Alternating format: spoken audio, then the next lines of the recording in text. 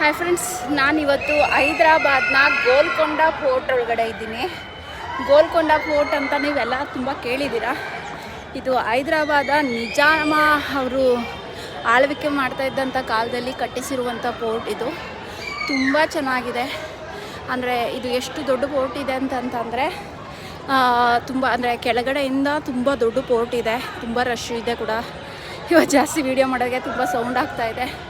So ಇಲ್ಲಿ ಕೆಳಗಡೆಯಿಂದ ಹೇಗಿದೆ, ಮೇಲ್ಗಡೆ ಹೇಗಿದೆ. ನಾನು ಆ್ಯಕ್ಚುಲಿ ಹೈದ್ರಾಬಾದ್ಗೆ ಎಷ್ಟೊಂದು ಸಲ ಬಂದಿದ್ದೇನೆ, ಆದರೆ ಹೈದ್ರಾಬಾದ್ ಫೋರ್ಟ್ಗೆ ನಾನು ಇವತ್ತೇ ಫಸ್ಟ್ ಟೈಮ್ ಬರ್ತಾ ಇರೋದು.